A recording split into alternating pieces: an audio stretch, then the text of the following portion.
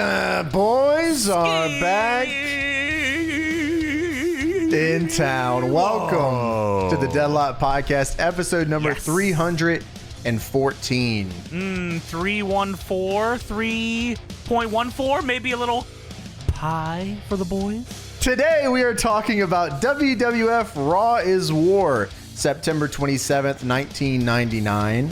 The Rock invents Poontang Pie. That's true. Oh my God, you got it. What the hell? That's exactly what happens. Of course, in this episode of Raw, This Is Your Life with The Rock, a legendary episode that did an unbelievable rating for Raw at the time, and we somehow haven't covered this already, so why not on this illustrious pie episode of the Deadlock Podcast? Before we get into that, Johnny has the Deadlock updates.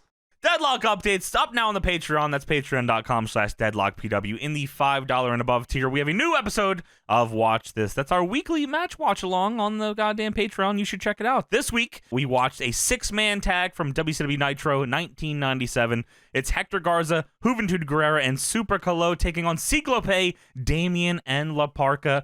It is a goddamn lightning in a bottle match where they just legit do not stop the whole time.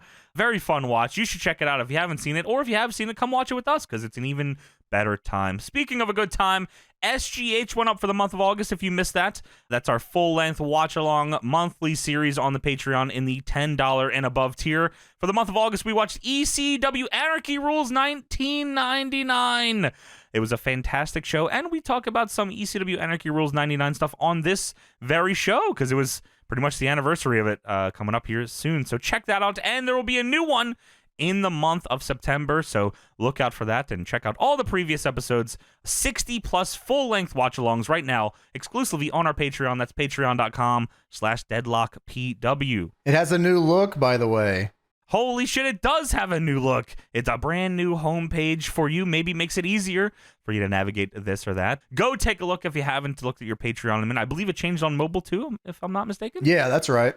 Yeah, so new look on desktop and mobile. That's patreon.com/deadlockpw. DPW returns this weekend, Sunday, September 14th at Durham, North Carolina. The 4th annual Carolina Classic at the Durham Armory. 8 wrestlers, 1 trophy, 1 guaranteed DPW World Championship match contract. It's a big, big night. We got Calvin Tankman versus Cedric Alexander, Jake Something versus JD Drake, Trevor Lee versus Anthony Henry, LeBron Cozone versus Eric Stevens. A huge tournament with huge implications. Of course, also the Battle of the Best semifinals for all, leading to what will be a shot at a guaranteed match contract at the DPW Women's World Championship. We have Queen Aminata taking on Mesa Ruga and Danny Luna taking on you. A huge show. Check it out this Sunday if you can. If you can't, find a way to check it out because there's no other option. Get there September 14th, Durham Armory, Durham, North Carolina, DPWTIX.com. Also, DPW Super Battle, our biggest event of the year. That's October 19th at the Grady Cole Center in Charlotte, North Carolina. We'll have some big announcements for this show here soon, so be on the lookout on all our socials, DPWTIX.com. Don't miss out on the biggest DPW event of the year, DPW Super Battle, October 19th in Charlotte, North Carolina, DPWTIX.com, DPWOnDemand.com to catch up on all your DPW needs. It's never been easier to watch Deadlock Pro Wrestling. We're on iOS, we're on Android, we're on Roku, we're on your phone, we're on your computer, we're on your TV. DPW is everywhere you need it to be, and we need it to be in front of your eyes. So DPWOnDemand.com, check it out, or there may be some consequences from what I understand. Get in or get the fuck out. All right, now it's time for the Patreon shout-out segment. How about you just read the ones from last week again? No. Understandable. Starting in the $5 tier, Amazeballs, see ya fourth wall, Bologna, fudge, and mustard, da divas. Yeah. Raphael Jara, Gunpla Josh, Simon War, Nathalie Thornhill, Adam Finlayson. People are just adding son to the end of these now. I'm convinced, so you can fucking say it weird. Andrew Jadowski, Paulie Walnuts, Kissing My Wife, Gold Dust style, like ooh, ooh, ooh. Fucked fucker. John Moncao. What's up, John? Code please. No. Edged so hard, I'm selling my balls like Matt Jackson's. What does that mean? This jarboni heard someone in his dorm hall pissing like a racehorse, similar to the horse belong to Toby. The Rock says, you want to come on The Rock and talk about the dog? And Cam Jerome? You look at me eye to eye? Edge? Billy Fives was a good idea in theory. Gavin the Goose. $10 tier Austin Elfman. Dash Paterson. Fuck off. AJ's ripped pants from TLC 2016. How is that still your name? Yurdas Selzavan. Nice. Yes. First try. Slick Rick. Shane McMahon got the huzz. Miguel Ortiz. Chase. Oh, dude, I can't do this. Read the next name. Michael. Captain Morgan. Fuck you. And new DPW Dominican champion, Oh. Transfilm Schmunky, F.U. Maddie. This felt personal. Thomas Martin. Knees Dude. The other White Mike. A lot of guys are afraid to moan, but I be in my girl's ear like that boy is bouncy. Is that still his song? Dude, guaranteed. Mario Robbles. Aaron Carr. Dan the Guy. Tingus Pingus. Dangus Bangus, holy fuck. Big Ben Conley. Yeah. Drunk Sushi. Samuel Foos. Mm. Donald J. Marler. King Tut Tomb Sandwich. Yes. Even the prospect of any type of new sandwich gets you fucking excited. Xander Lovecraft. Hyper Missile with the Blicky. Kane Dewey. You son of a bitch. Yeah, can I get the James Burger? The animal style Tony Fries and a Johnny Shake. What was that, sir? Brian Valente. Ben Portalock. Doug Basham. Doug Williams. Sean Douglas and Oh, I hate Tony you. Douglas I just hate you versus badly. J-Rock 77, Just two Jim sevens? Dugan, John Blood, and James Darnell at DPW UW. The whole effing Rito. Yeah. Cornelius Longway. Mr. Shit Ass Poop. Jordan S. I want Jarrett Jordan W. Tepner. Alex C. Poop Butt. J.A.C. Broke Boy Kevin. Hey, Broke Camilo Kenshin. Ooh. Danny Filon. Hello. Scott Hoshal. Tyler. Right. She's stroking on my beef till I'm off. Right. I got clothesline from hell by Tony's dick so hard I started doing the seizure cell Danielson style ka-chow. In the ending of the hit movie Ready to Rumble, DDP has to wrestle with Jimmy Oh my in God, the he triple does. cage. He does. He does do that. We watch it on Patreon. Kimono Wanalea dancing on top of the ECW arena while Philly cops beat up my 87-year-old grandmother. Oh, that sucks. That really sucks. Now that happens to you. Alex Charles. Two first Just names, huh? Incredible is holding it the long way. Lord Head Ass the Fourth. Ah, my lordship. Joey Eldred. Cool Man. Christopher Macias. Whoa. Whoa. Who's the guy on the right and why is he so pale? Just The right of what? that Veronica Vaughn is one piece of ace. I know from experience, dude. I don't think so. The Walker of Stars. Shorter than Levi _. How long? Robbie How long? Robarson.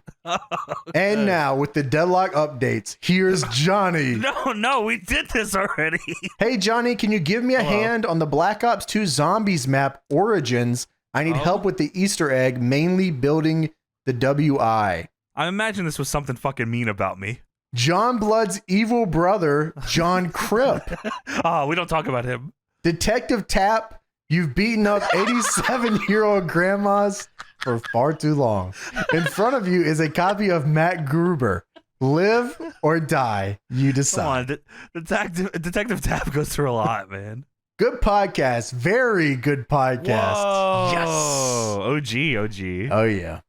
Charlie Isaacs. Hey. Ace Valentine. Monochrome 79. Started the year on episode 1. Now time to sub for Chase Richardson. Chris Bacon. No P? Hey, Johnny, Snitsky kicked me into the crowd as a baby. Is there anything fun to do in the hospital because my head hurts? Penicillin. Mark Greer. ZXIQTT.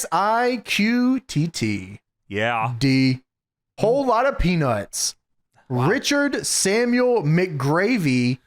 Third, sipping on Pepsi like brandy pussy. Wow, I completely didn't go where I thought it was going to go. It's the Smoker Man, y'all. Can you roll it? Blue Jet. Super duper. Impatient Minx. Lester Lobotomy. Oh. It's Kai. Hey, Kai. But the shit man fart. On the tip of your tongue.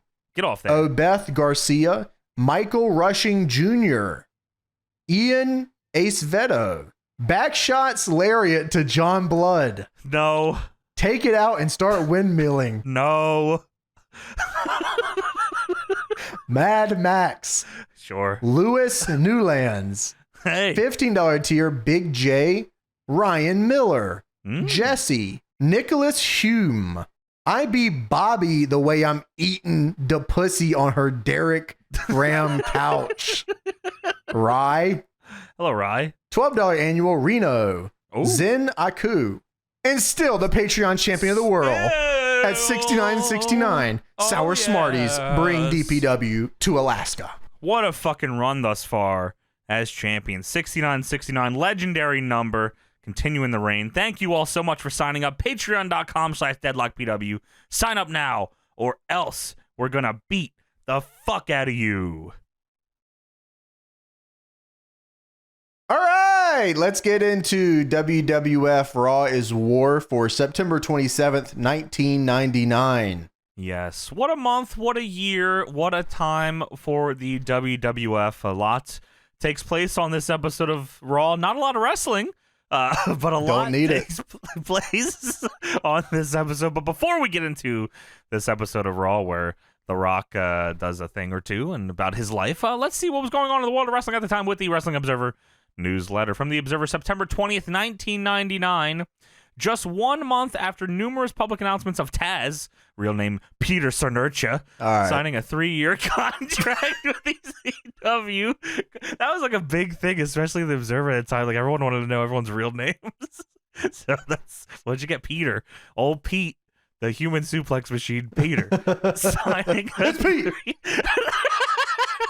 Signing a 3-year contract with ECW comes the revelation that Taz is expected by all parties involved to ink a deal with the WWF. The current ECW champion is expected to drop the title imminently, with most suspecting the title change would take place on the August 19th pay-per-view show. Will be staying with ECW through December 31st after a series of agreements that went down involving Paul Heyman, Taz, and Vince McMahon. The match is scheduled with Taz versus Masato Tanaka, but it is widely expected that it will turn into a 3-way, although it isn't clear who the third person involved will be, other than it definitely won't be Sabu or RVD, and that Heyman still believes the biggest money program over the next year is Van Dam chasing the title for months, who was originally programmed as being Taz. So that's funny because we legit just watched the ECW pay-per-view that all this kind of surrounds. We watched Anarchy Rules 99 on the Patreon. That's up now in the $10 and above tier.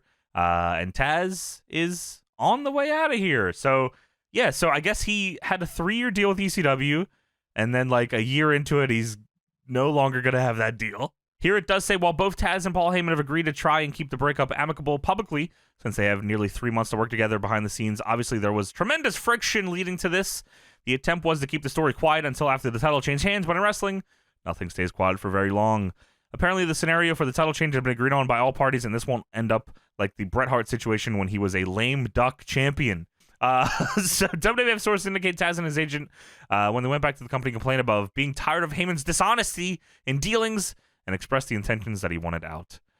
That part I just can't believe. Nah. There was a ton of publicity.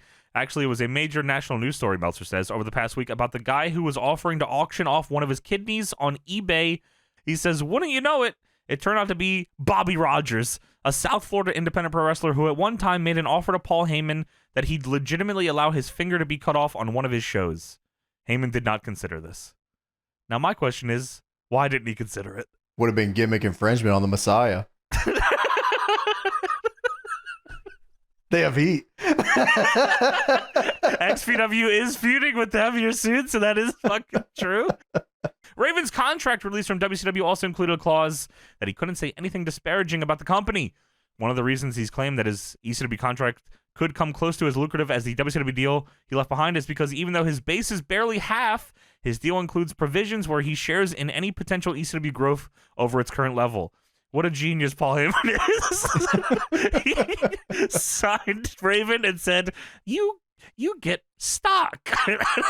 Oh, that's good. I'm sure that'll work out well. I see ECW surviving the next 2 years at the very least. Apparently, Bret Hart bumped into the dog, Road Dogg, on a plane and asked him why he said he wasn't that good of a wrestler. Road Dogg denied ever saying it. Because you suck. You tapped out to the sharpshooter, like. And that's the word of the dog. That was his catchphrase. I was trying to catch up there. I missed that one.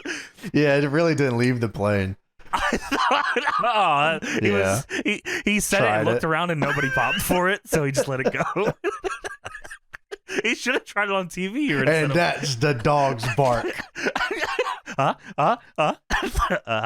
Jim Duggan, I see you smiling over there. Oh! All right, Jim.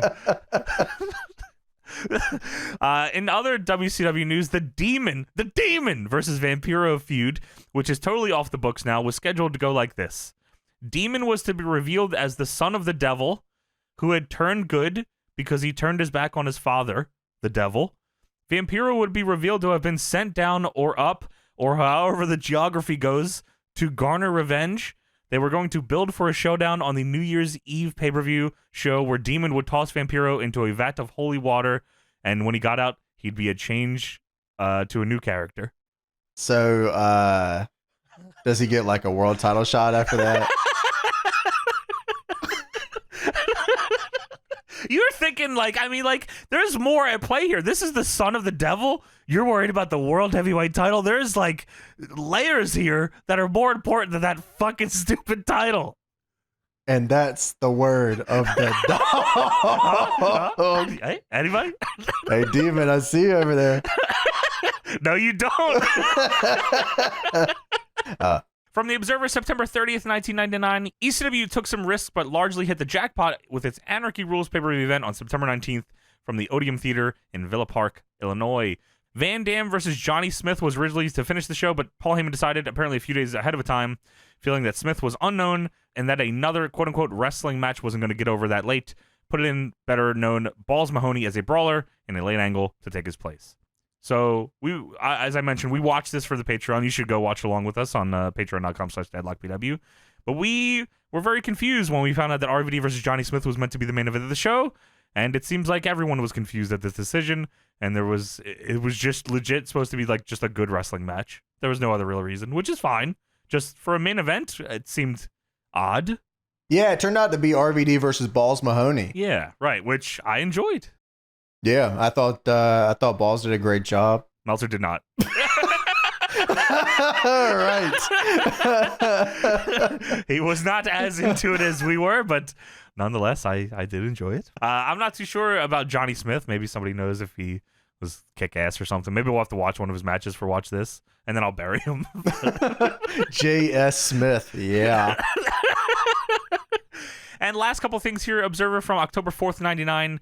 A 20-minute long segment spoofing a famous television show of the past called This Is Your Life on The Rock drew a mind-boggling 8.39 quarter. For the night, Raw did one of its best marks in history, a 6.77 rating. Nitro did a 3.03.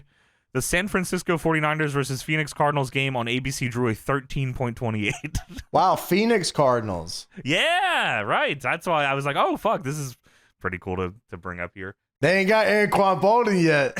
No Larry Fitzgerald. Where's Kurt Warner, right? Right, guys? I mean, what were the ratings when they were on? Had to be shit. At my house, they were high as fuck. You had the Nielsen box removed from your house because they would send you the pamphlet and you'd write, there's a lot of fucking people watching. Oh, ESPN NFL 2K5, we were selling out every arena. I mean, all those guys got traded to the Panthers, but that's a whole nother conversation. You'll like this one, James. WCW prelim wrestler Dave Burkhead wrestles on the indies. This is just a fucking thing he just put here. I don't know why, but Dave Burkhead wrestles on the indies under the name Knuckles Zandwich. Kick ass. With a Z, of course. Knuckles. Nice. Zandwich. I hope his finish was the tape fist. It's probably a brain buster. Yeah, you're probably right. Power bomb. All right. He does the Rings of Saturn. All right, buddy. Last thing here, in an equally humorous story on the WWF Bite This show, the British Bulldog claimed that until recently that he met with McMahon, he never knew that Bret Hart had refused to do the job at Survivor Series. Meltzer then goes in crazy here on him. Meltzer says, let's get this straight. Did he miss all 500 showings of Wrestling with Shadows? Did he forget about everything that went on the week leading up to the match that he personally witnessed? Did he forget that he himself was one of the wrestlers who during the week warned Hart not to lay down on the mat for fear of being fast counted? Did he forget about Earl Hebner swearing on his kids' lives about not fast counting Bret? Did he forget that he injured his own knee breaking up the post-match fracas between Vince and Shane and Bret Hart? I guess I did. Yeah, I mean, I could totally understand British Bulldog not remembering any of that. I don't even know at this point if British Bulldog like knew where he was at. Like on this show. Yeah, yes. On this show. Like, right. Like it was pretty rough like watching him go through this stuff, I'll be honest. Where's my fucking title shot, Game Boy? Triple H just standing there like, yo, we got to get through this. Like, yo, fuck this guy, man. this is bad. But that is it for the Observers. Now let's talk about WWF Monday Night Raw, September 27th, 1999. All right, let's get into Raw is War. We have a cold open here. Unforgiven recap going over who is the current WWF champion coming out of the pay-per-view. This is the post-show, of course, of Unforgiven. They did the six-pack challenge for the first time at the pay-per-view with Mankind, Triple H, British Bulldog, Big Show, Kane, and The Rock, courtesy of WWF Magazine. I always like this. I think we've talked about it before, but the mix of stills to not show finishes, but there's still some footage as well in there. Encore pay-per-views used to be a big deal. People bought the shit out of Encore pay-per-views, so I can totally understand why they did that. The striking referees attack during this match, because this is the time where the refs were on strike, which was a parody of the umpires, I believe, going on strike during baseball season at this time. So the referees are striking, and they are also here to stand up against anyone that was crossing the picket line. So they attack scab referee Jimmy Corderas. Whoop his ass. They stomp him out. Austin's now the ref, because I think he might have been the special enforcer for this. Rock hit the people's elbow, but Bulldog hit Rock with a chair, and then Austin hit Bulldog with a chair, leading to probably a lifelong of problems. Triple H hits the pedigree on Rock and wins, and then Triple H taunts Austin and gets a stunner for his troubles. So Austin's back. Triple H is champion for the second time, and we are looking to set up No Mercy coming up here. We have another cold open here. Vince McMahon is addressing all the referees, and he tells them, yeah, you guys have your jobs back, man. Yeah, like, So Vince just got reinstated as well because of Austin. I don't remember exactly what the situation was, but it was Vince said, "I'll give you a title shot if you get me reinstated." I'm assuming Austin had that power to do so. He was probably wearing the corporate tie. Which of course gives him all the stroke. Not that stroke. He's later on the show. And Vince says, "Gentlemen, we've addressed your grievances, I believe, in every single one of them, and come to terms, and you have all the authority you need to do your jobs, but it's important that you seize that authority, take control of these matches and athletes, and the WWF will back you up every way possible. But let's set this all aside and go do our job. Is that cool?" The refs say it's cool. They shake Vince's hand. I was hoping there would be like one ref that says, "No, it's not fucking cool. Like, you didn't. Why the fuck are we even agreeing to this?" They shook his hand. Everybody did, except for Jimmy Corderas, who's sitting there with his arm in a cast because the referees beat the dog shit out of him last night. Yeah, I guess we're all back to work. All right. And I guess we're fine, and there's no problem with this. They should have all like give him the stink eye after, like continuing that they don't fuck with him because he's a scab. But they, work's got to get done, and the power is back in the referee's hands, especially Earl Hebner. Shut up, baby. I know it. So we have the... Damn right I did. Well, Jim Ross and Jerry the King Lawler take us into the Greensboro Coliseum, legendary arena for wrestling. Well, the building is packed out. Fans, signs. I don't know if you could fit one more person in here. Like, it is legit packed. The Observer said it was over 10,000 here. Yeah, that's nuts. Well, we start with the Triple H Town Hall. Triple H comes down here with China. And my first thought is, God damn it. Like, we have been doing these retros for so long. And, like, just the Triple H Town Halls to start the show are beating me down. Is there anything that you have repeated more than we start the show with a Triple H Town Hall? With China. Like, there's just so much. Even later, we started Triple H Town Hall with Evolution. We started Triple H Town Hall with DX. He comes out here and he does his best Triple H impression. Okay, I legit wrote that down too. I said, this feels like a parody of the Triple H that I know. So the fans are fucking booing Triple H, and Triple H is like, "I give a crap what you think." They don't like that. He says, "Each and every one of you can rest assured that every single time I hold this in the air, you can kiss my ass." And Lawler just had to put something in here, so he says, "You can kiss my ass," and Lawler goes, "Ah." "Last night, I proved it again to the world that Triple H is beyond the man. Triple H is stronger than all, and Triple H is indeed the game." I mean, he's odd out crazy here. It's ridiculous. It always seems like he has one point when he comes out here, and he figures out 9 sentences for that one point. Dude, he says he's the gamer. As a matter of fact, is the best damn game there has ever been in this business. I wrote, what the hell is he talking about? He's the best damn game ever. Because last night I got in the ring with 6 of the best professional wrestlers in the game today. And when it was said and done, when it was all finished, I proved to the world that they weren't even in my league. And he talks about Stone Cold being the referee, and Austin was forced to kneel and count 1, 2, 3. And other than the sweet justice of that, and over none other than the People's Champion. And I forgot also one of Triple H's catchphrases at the time was Jack. But Austin, it will not stop there. Because Jack, it goes like this. You are next.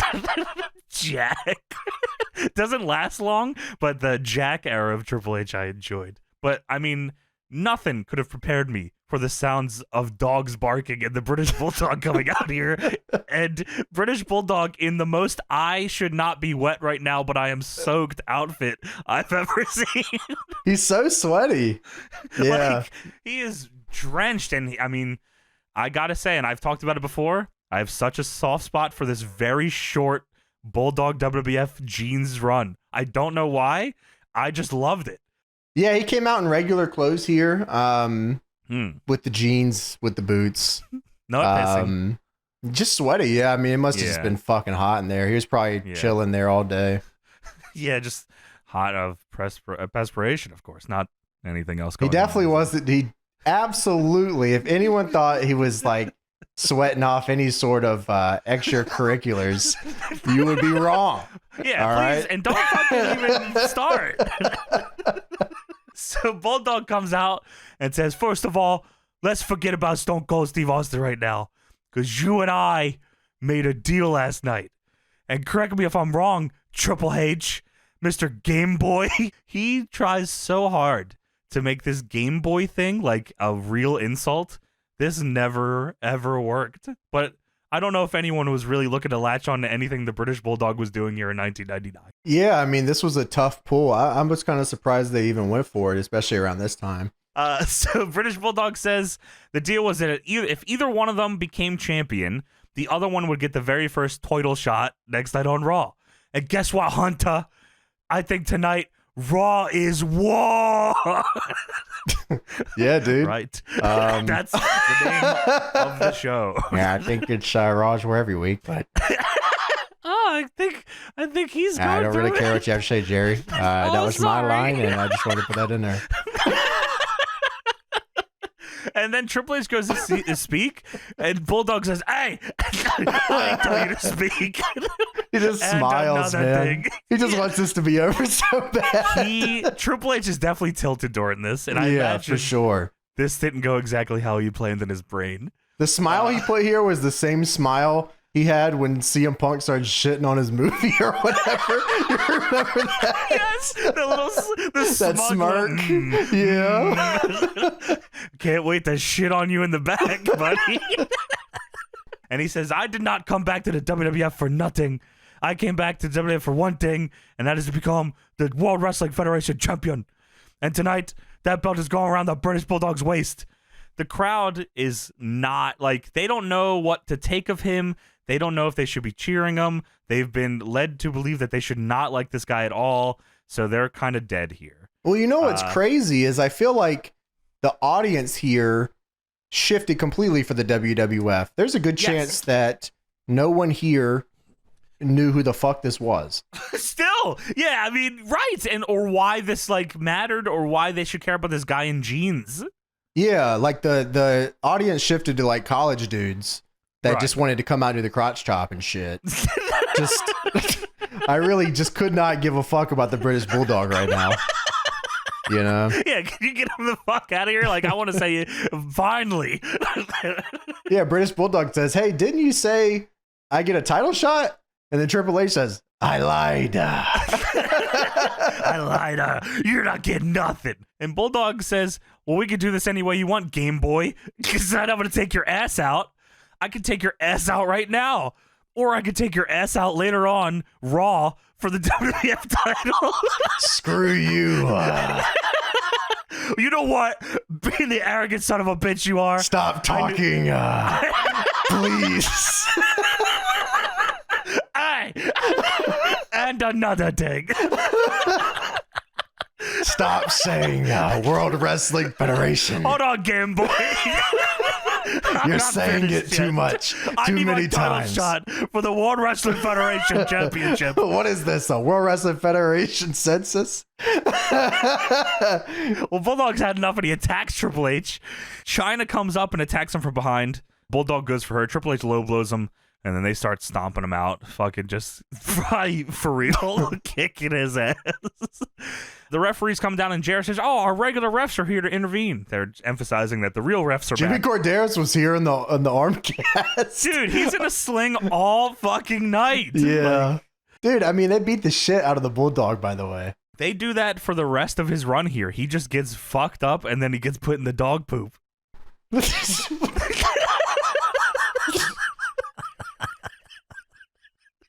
Aw. Damn. Yeah, I mean, you kind of start feeling for the guy after a little bit. Heatless return where he just gets beat up all the time. He's fucked up, and they put him in shit. Damn. Yeah. You know, I didn't even think about that. But I mean, they were tough. I mean, China was stomping the I was gonna say dog shit doesn't seem right. What? Yeah. That sucks, man. I didn't have to do that to him, but they did. Yeah. Well, Vince comes out here and he says that Bulldog's not getting a shot at the title. The way that they get to this Vince McMahon announcement is British Bulldog just stands up after getting stomped out. He leaves. And he gets out of the ring. Right. Bulldog will not get a title shot tonight, which is a shame for him. And instead, he's going to defend the title. Triple H is going to defend the title against the guy that British Bulldog screwed out of his championship opportunity last night with a folding metal chair. The Rock. And fucking Triple H flips the fuck out. This place erupts. Dude, they go fucking crazy. They want to see Triple H get his ass whooped. Triple H does not want to get his ass whooped. I'm sorry. I'm still just confused on what they were doing with the British Bulldog. I mean, setting him up for disaster. Yeah. How is this guy supposed to get over? He's not. He comes out and says, I want a title shot because you told me I could have one. No. And then Vince comes out. No. And then they stop him out and then they put him in dog poop. What the fuck? So he loses that match. He eventually does get a title shot against Triple H. And I think it's the match where The Rock is the referee. So he just kicks both their asses.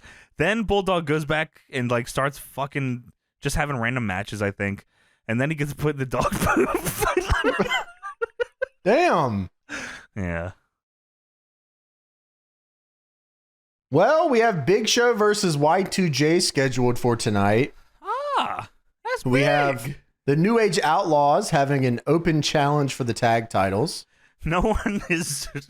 There's no challengers already? Like, they could have just make a match? Yeah, the Outlaws had just come back, I think. I think Road Dogg was injured. I think they just won the tag titles, too. Yeah, I think it might have been the week before or the weeks before. It could have been he was injured, or it was one of the many times they just got back together. That's true, yeah. Which it might have been, because for some reason, I remember they got back together and they might have beat Rock and Sock for the tag titles. Well, we also have Ivory versus Moolah and Mae Young in a handicap match. Handicap match that we find out is also an evening gown match. Yeah, that must have changed backstage or something. Because someone said it and they all laughed and said, okay. So apparently Moolah attacked Ivory on Heat.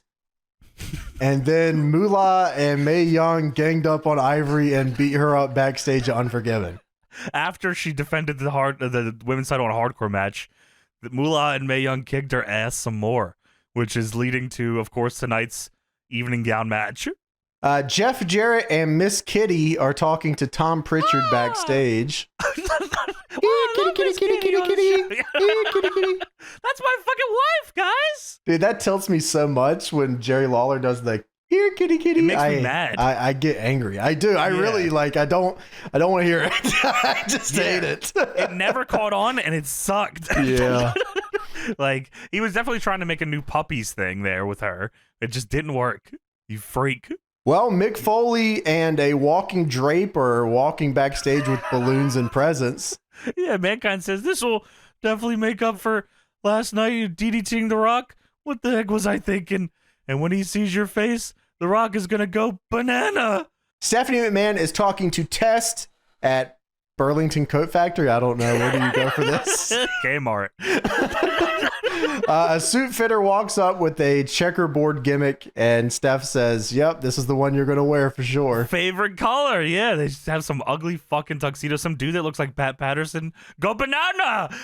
He walks up, and Steph says, ooh, it's your favorite color. And then she says, do you got something like more elegant, classic black? And the guy says, I do. And he stands there, and Steph says, okay, can you go get it? And he says, oh, okay. And then we see Test in a full tuxedo. And all the girls in the crowd go, ooh, I didn't realize Taz was obviously always the ladies' man, but I didn't know Test was. But the girls enjoy him here. And Steph says, oh, you look so handsome. And Tess says, can we go lingerie shopping now? And she says, yes. And I said, okay. Right. I mean, that's, of course, this leads to a big This is leading deal. to the dirty panties on a pole match. Yeah! Oh, my God. They shop from Dirty JR? So we have Jeff Jarrett with Tom Pritchard and Miss Kitty Town Hall. They are somehow a focal point of the show? This thing? Is Russo booking this? Oh, no, I think he might already be gone, right? I don't know. He goes to WCW in October, a month after this. There he is. Oh, my. Yeah, so Jeff Jarrett is his boy, too. So, like, Jeff Jarrett's on the show. So, yeah, they're all Is the out next here. pay-per-view the one where Jeff Jarrett allegedly holds Vince McMahon up with the gun? Is it the fucking Good Housekeeping match at Unforgiven? It has to be. I don't know. I don't know the timeline. But it's definitely here. It's definitely like right here. Jeff Jarrett looks like he was picked off of WCW and put over here. Yeah, that's He's got true. the short, spiky hair. He's got the little pants. Sure. I mean, this guy is ready to be WCW World Champion 9 times in 4 days. Understandable. They come out to the ring and Jarrett says, Tom was the head scab referee here in the WWF. And I was like, oh, okay. So that's Son of a bitch. that's why he's here, because he was involved in the match last night. So last night at Unforgiven, Jarrett came out with without Deborah, and only Miss Kitty and Maya Mula were at ringside. Jarrett went to use the guitar during the match on China, but Maya Mula got in the ring and Jarrett gave them a double clothesline. They had a picture of it too, which was funny. It's just still shot of Jarrett giving him a double clothesline. Dude, Mae Young doesn't seem like a real person. Like, No. watching any of this with Mae Young, she feels like she was created to be a character on this show. It's like a parody of an old person. She's like everything you would visualize an old person I being. have That's what she no is. idea how any of this happened. Like, Mae Young being able to like bump and How like doesn't she die? go For real. over the top rope Yeah. and It's insane. yeah, it just seems like she was created out of thin air to exist only on this show. And when the show went off the air, she just like went to sleep until it was time for the next Raw. I mean, she from all accounts, she would tell people to beat the shit out of her too. Yeah. Yeah, I'll never forget hearing about the Bubba Ray stuff where Yeah, I mean that's she was fucking. like, just put me through the table. don't be a bitch. So Deborah, by the way, at Unforgiven, took the guitar from Jarrett, hit Jarrett with it, and trying to beat him. But head scab referee Tom Pritchard came down and replayed the ending of the match, and the decision was reversed, and then China pedigreed Tom Pritchard. So Jarrett Dude, here, gave him a good pedigree too. it looked great in the still shot that I saw. Got some good height on it. Jarrett says, China, Deborah, I don't want any women out here tonight getting hurt on your behalf, so I'm going to make it real simple. Accept our challenge, and there won't be a skank in the house to get hurt. It's going to be the battle of the sexes, Dr. Tom and myself against China and Deborah, and let's see if you two women have the balls to accept. And Jarrett's very upset about that. Yeah, well, I beg your pardon, mister. Well, Jarrett's music hits, and I thought, oh, here comes Deborah. But no, the music playing was for them to get the fuck out of here, which is what they do. I was so confused. They did a town hall for a match later tonight. They must have expected that to be a big ratings hit. I mean, it was awkward as shit. And then JR says, well, I'm being told Michael Cole is trying to get over to China and Deborah. And then it stops for a minute. As soon as possible. Okay. We don't hear from her for like a while. Well, Raw is War is brought to you by Fram. WWF The Music Volume 3. That's a good album. I like that one. And WWF SmackDown Trading Cards. Dude, I found a ton of those like in the past few years at like a game store. They just had them on like I was fucking buying some games and they just had like the little fucking cardboard gimmick with all those in them, and I bought like 10 packs just because they were nice. cheap. Yeah. I don't remember. They were kind of cool. They're like they're good quality actually. I was surprised for 99 trading cards, WWF fucking trading cards at the very least. But yeah, I was like, oh shit, these are cool. Well, now it's time for Big Show versus Chris Jericho with Mr. Hughes. Mr. Hughes, Curtis Hughes in this bitch. I love this fucking little run that he had here with Jericho. He wears Jericho's fucking top. Ring jacket, yeah. That's awesome. And Big Show, I mean, again, we've talked about it before. You listen to this podcast enough. We've talked about it a lot. There had to just be something they didn't like backstage with this guy or something, or whatever was here.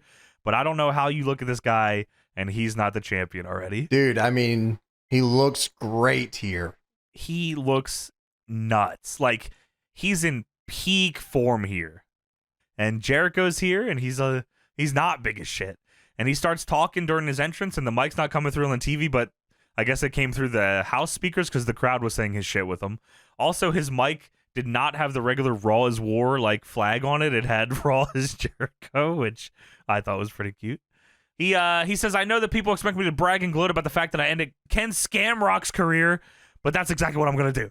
Scamrock, you should be thrilled that you survived your encounter with Y2J with only a body cast and attraction to worry about.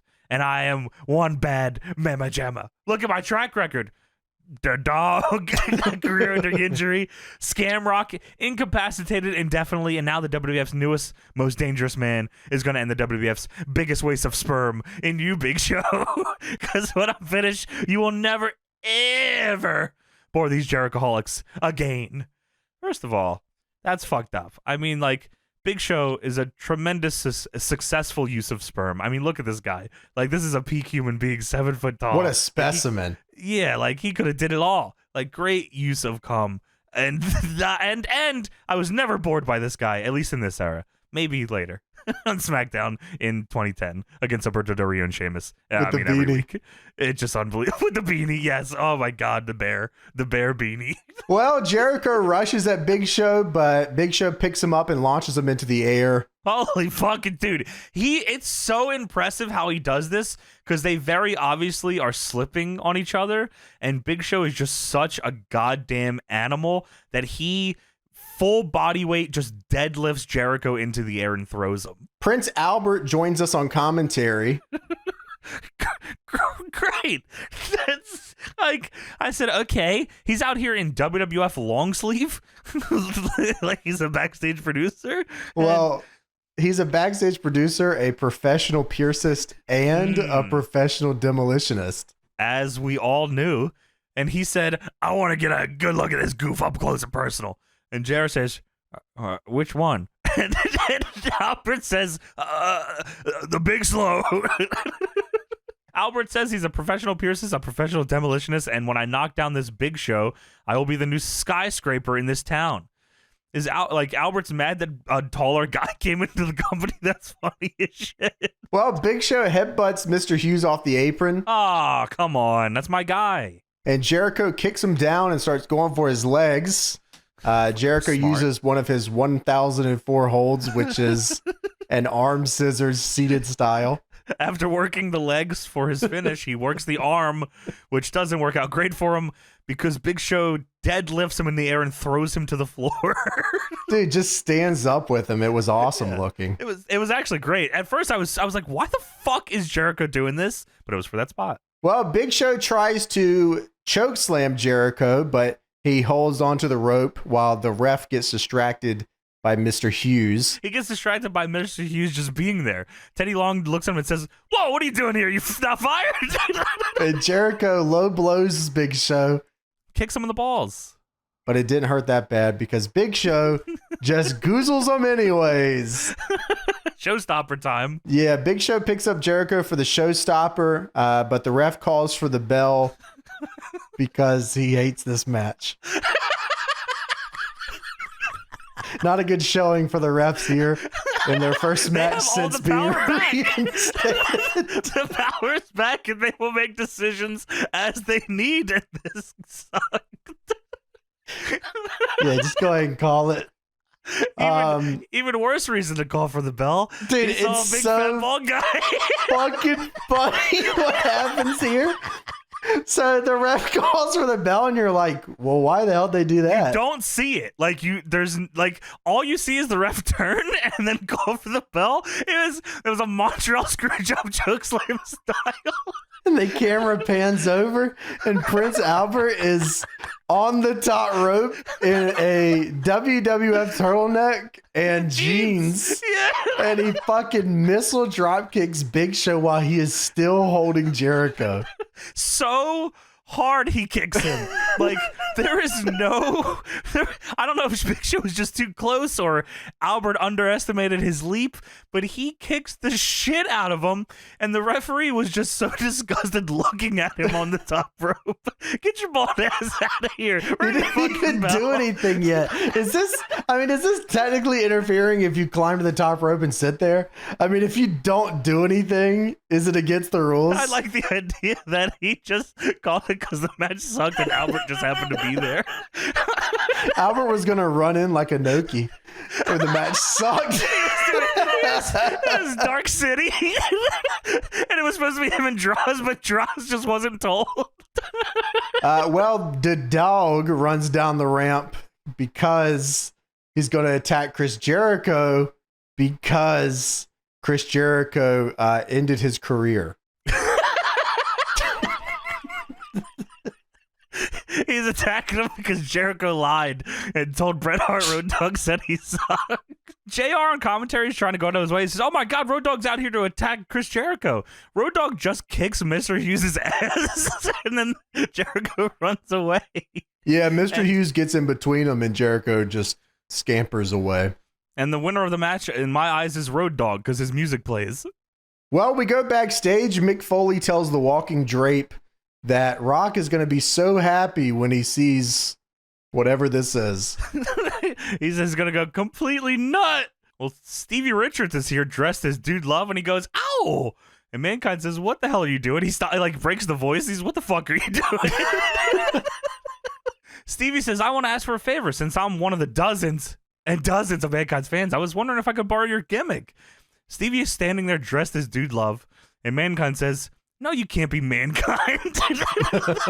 That'll cut my royalties. And Stevie says, no, not Mankind. And Mankind says, well, Cactus Jack is very near to my heart. And Stevie says, no, look what I'm wearing. I want to be Dude Love. And Mankind spits a drink all over him and says, why? I hate Dude Love. He says, yeah, you want to be a dude? Go ahead. Yeah, it's not too much fun, though. You know, stock up on the oysters and vitamin C. And Stevie says, okay. And he leaves. And Mankind leans over to the draped person and says, the chicks hated Dude Love. It was all part of the gimmick. So Stone Cold is walking. And he's talking. WWF.com, download this. TheRock.com hype video. Dude, yeah, they are really trying to get some steez for TheRock.com. That, I went to it and I was like, oh, maybe let's go to something crazy, but it just goes to WWE.com. Not as exciting. Download this, TheRock.com. What? They talk about this again later. Why do I download? This. All right. All of it. You probably downloaded a ton of spyware when you went to TheRock.com. Yeah, for sure. A command prompt popped up for a quarter second. It's spyware and just adds a bunch of pictures of The Rock on your computer. Changes all your folder pictures to The Rock. Command prompt pops up for a half second, and then a bunch of pictures of The Rock doing the people's eyebrow pops up on your computer. And then you get it with Boontong Pie videos. That sucks. Your hat, jabroni. It plays up. His music starts playing out of your speakers. Get fucked, jabroni. Turn your hard drive sideways.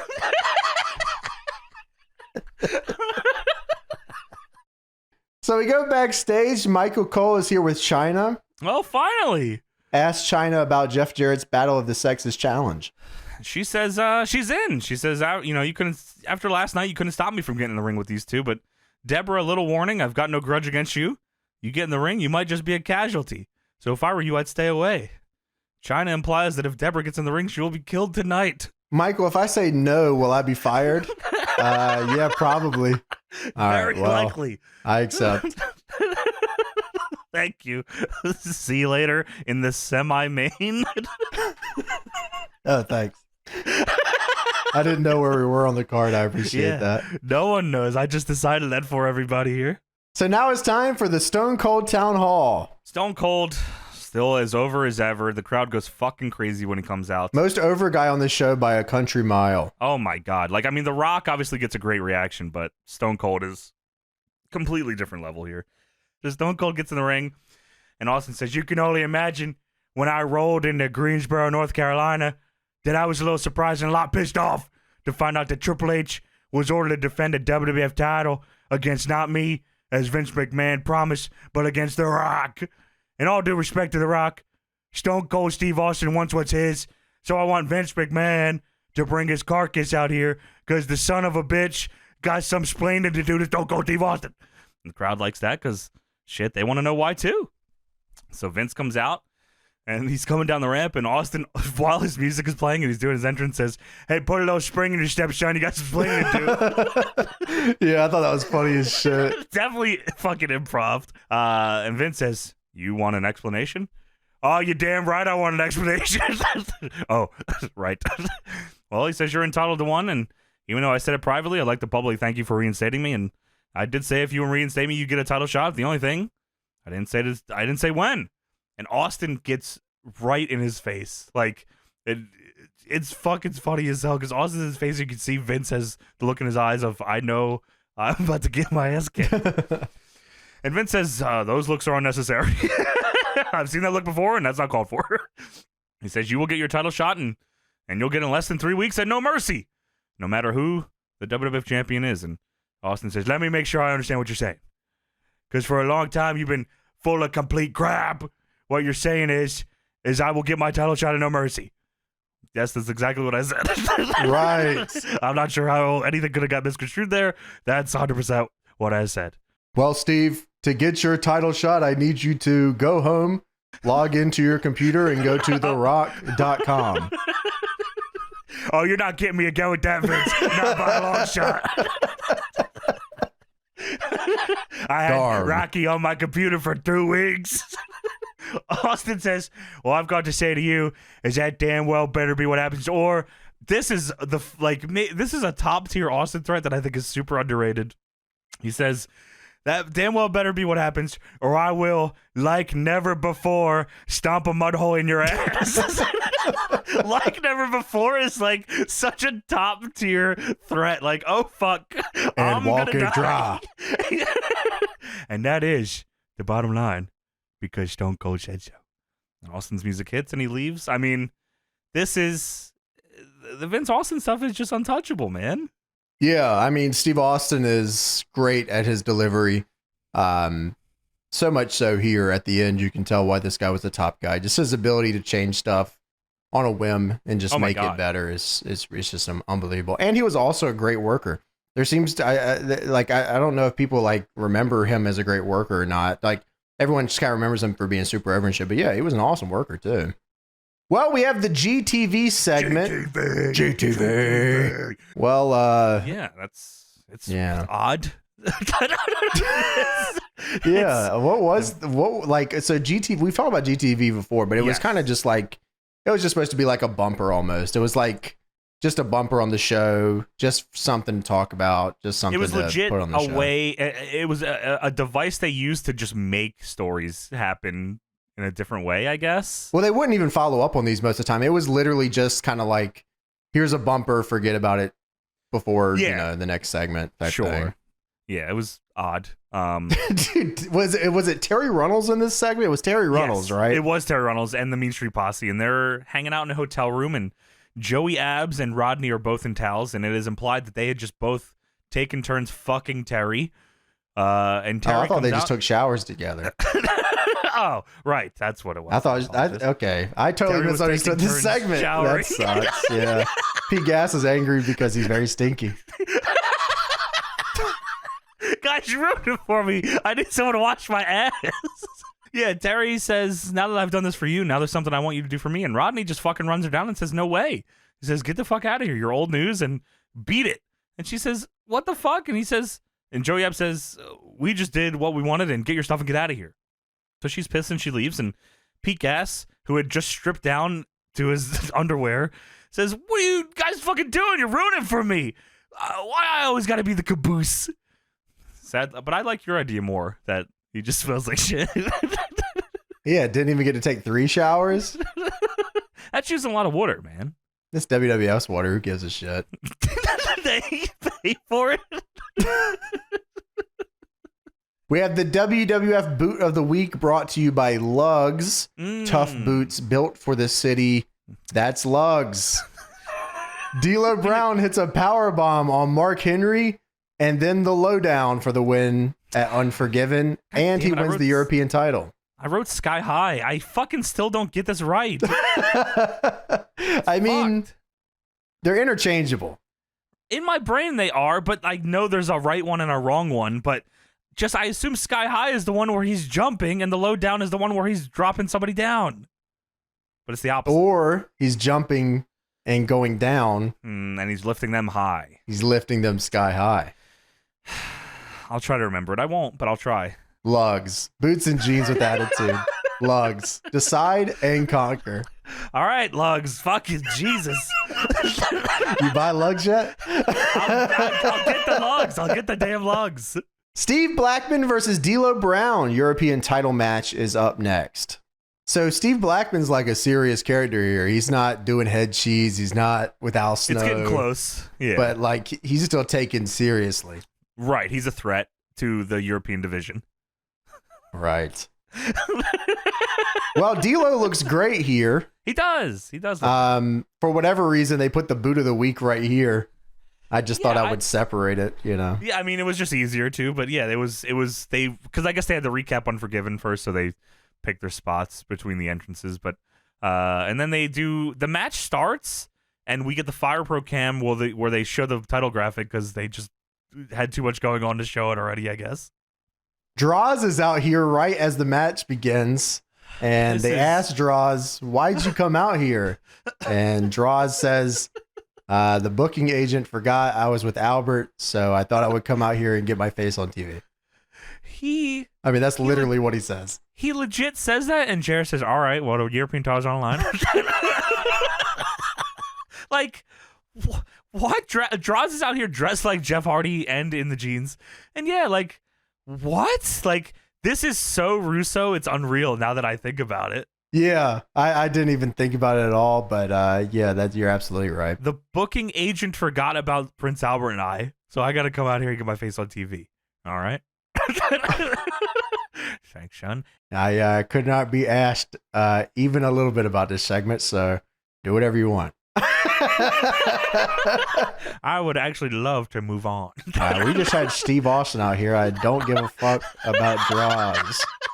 You know, I'm starting to regret coming out here, Jim. Oh, well. Fight back. Don't fight back. That's what shut up, Jerry. Fight back, Draws. Let me see what you got. I'll show you a War Tony.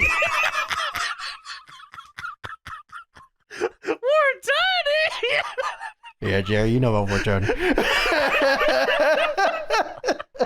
By the way, how long into the match did it take you to realize that it was Jimmy Corderas and he had the sling on? Let's see where I wrote it down here. I wrote it down somewhere here. Oh, I wrote it down after D'Lo does the leg drop with theatrics. I wrote down, wait a minute, the ref is in an arm sling. That's the exact same time I noticed it, and it's the same way in my notes. I said, D'Lo does his leg drop gimmick. LMAO, the ref has a fucking sling on. There was like 9 refs back there, and they said, Jimmy, you got this one. It's your job. Like, you fought for this, right? You scab bastard. So you get in there. So Draws on commentary here, by the way. He says that thing in the beginning. Then he proceeds to have the most awkward commentary I've ever heard. So D'Lo does his leg drop gimmick and Draws, and this, I'm going to do this as best as I can. JR's talking, and behind him you can hear Draws go, come on. He just says, come on, very low, very awkward, come on. And then fucking D'Lo is getting the crowd fired up, and Draws says, listen to the people. Like, what the fuck are you doing out here, buddy? So D'Lo drops the leg. Steve Blackman kicks out at 2. The ref is Jimmy Corderas, who is in an arm sling. Steve Blackman throws D'Lo into the steps and then hits D'Lo with the kendo stick. The ref calls for the bell, and the match gets thrown out. Another classic. Yes. Well, the referee, of course, has power again, so Steve Blackman doesn't even consider arguing with him. He just takes his kendo stick that he has used on everyone and just leaves the referee alone until he walks around to find Jim Dotson in the crowd doing security, who he then hits with a kendo stick, drags him over the guardrail, and beats him repeatedly with the kendo stick. But that's not the only thing that's going on, is it, James? No, because Draws is attacking D'Lo Brown. Yes. Off camera, because on commentary he says, I'm going to go check on D'Lo. they're like, they legit ignore him. JR says, "Oh my God, Jay Blackman, I'm going to go check on D'Lo. He's kicking Jim Dodson's ass." So we don't see any of what Droz is doing at first. No, Droz is kicking D'Lo.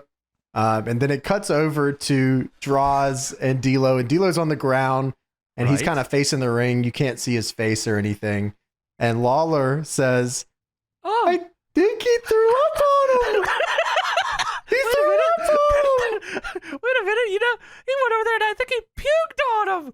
There is no sight, like nothing in view of maybe a little something on the floor at Droz's feet. Oh, that stinks. Oh, that stinks. It stinks a lot. Oh, what did Droz eat for lunch, for God's sake? What did he eat? Dog poop? This sucks, man. So yeah, Droz was meant to throw up on D'Lo here. He didn't do it well. They didn't show it anyway, and then he leaves. Mark Henry is also here. Not worried about the puke? Well, he was here to talk things over with D'Lo, but then D'Lo got puked on. With the dog poop. They should have had Droz do a drive-by throwing up on Jim Dodson. Or he should have threw up in Jimmy Corderas' sling. One of these would have been funnier. Instead, he threw up on the floor and left. This was the European title match, just so everybody remembers that part. And Steve Blackman did not give a fuck all about winning that title. He got himself DQ'd and instead took his problems where they really mattered, which was the security guard. This title match was set up so Steve Blackman could continue his feud with the head of security, and so D'Lo could get thrown up on. And Barbara Bush, Jim Dodson and Barbara Bush versus Steve Blackman.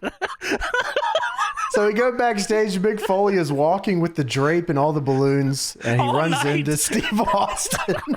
Where is he walking to? He's walking. He's walking the entire building. Like, he's lost. Where the fuck are you going? Oh, sorry. Usually I know where Gorilla's at.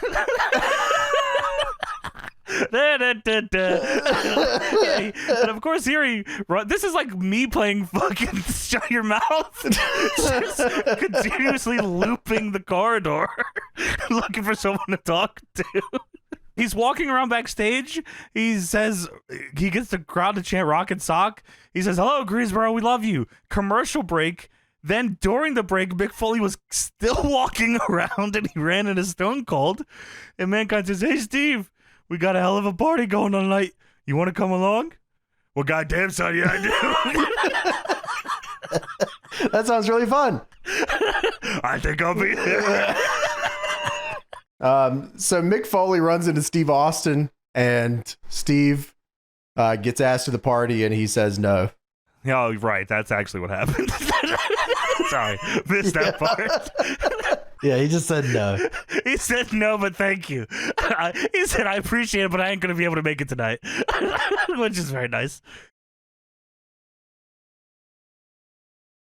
All right, now it is time for the Mankind and the Walking Drape Town Hall. So JR explains it here. He says, "I think Mick is a little concerned that in the heat of the Battle of the Rock was a little miffed with Mick Foley," and he's explaining this, and someone in the crowd has a big-ass cardboard cutout of Foley with the Chef Boyardee, and Lawler, in the middle of JR explaining the angle, says, "What is that?"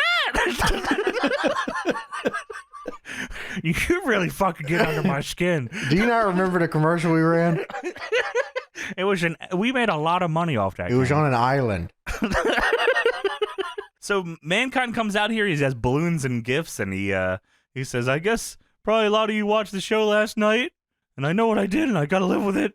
And I stayed up all night to think of a way to make it up to the Rock, and I got it right here. So after a lot of soul searching, I'd like to say this is the most like Mankind doing this voice. Like, he drops this at some point, by the way. Yeah, right. This is still him doing squeaky voice. So after a lot of soul searching, I'd like to say, at least in my heart, the Rock and Sock connection lives on. And I'm going to ask the people," and I thought he was talking about the crowd, but he meant the people in the back, the literal people. "I'm going to ask the people to play your music. And if you come out, that'll be the first step towards forgiveness. And if you don't, I'll have to accept the Rock and Sock connection is dead. Hit the music. So Rock, the crowd's chanting Rocky. Rock's music hits, and he doesn't really. He's actually ready to go. He's there. He comes out. I thought they were gonna milk it a little, but he comes out probably because they knew the shit was gonna go long as fuck. So he comes out in the $500 shirt, the sharp sideburns. Looks great. TheRock.com went up today. TheRock.com, huge lower third. And JR's, this is even funnier now that we've talked about this. JR says, the internet will never be the same. And you'll know what I mean if you visit TheRock.com. The Rock says, give me all your passwords and your passkeys. And have some porn. The Rock says, I'm going to kill all your Neopets. The Rock says, look at this cat playing piano. Look at that for a minute. So Rock says he doesn't need any apologies, and if The Rock got his ass whooped, then he got it whooped by himself, and if he whooped ass, then he whooped ass by himself. And The Rock's obviously got a title match tonight. What do you want?